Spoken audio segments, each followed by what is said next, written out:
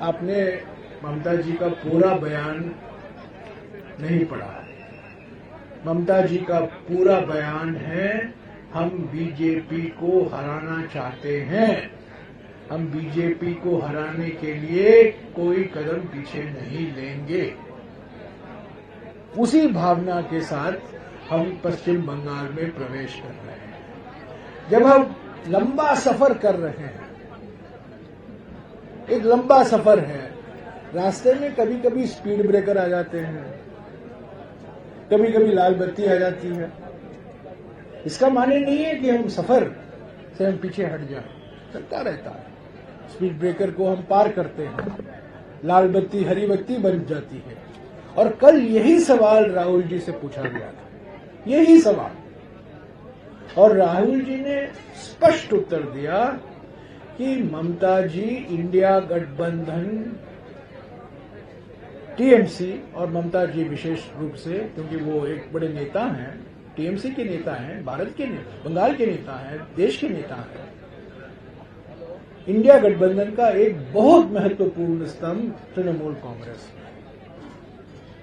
हम ममता जी के बिना इंडिया गठबंधन की कल्पना नहीं कर सकते, और हम उम्मीद करते हैं कि जो कल ममता जी ने कहा कि बीजेपी को हराना हमारा कर्तव्य है, हमारी प्रायोरिटी है, हमारी प्राथमिकता है, उसी भावना के साथ हम पश्चिम बंगाल में प्रवेश कर रहे हैं।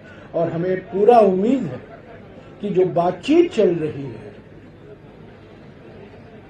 वो कुछ न कुछ एक मध्य का रास्ता निकाला जाएगा, और इंडिया गठबंधन भी पश्चिम बंगाल में इंडिया गठबंधन के रूप में चुनाव लड़ेंगे, और सभी पार्टियों का सहयोग होगा उसमें।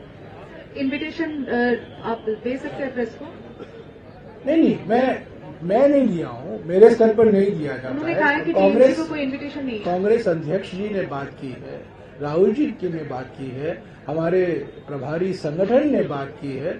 अगर कोई लिखित में इनविटेशन है, मैं उसकी कॉपी मांगकर आपको दे सकता हूं, पर मैं जानता हूं कि 3-4 बार खड़गे जी ने खुद अपने भाषणों में कहा है कि सभी इंडिया पार्टी को हम निमंत्रण दे रहे हैं, और उन्होंने सभी इंडिया पार्टियों के नेताओं से बात की है। तो मैं नहीं जानता हूं किस संदर्भ में ममता जी ने ये कहा है, पर मैंने ये भी देखा है कि अंत में ममता जी ने कहा कि बीजेपी को हराना हमारा कर्तव्य बनता है, और जो कुछ हमें करना है हम करेंगे। इसी भावना के साथ भारत जोड़ो न्याय यात्रा कल कूच बिहार में प्रवेश कर रही है।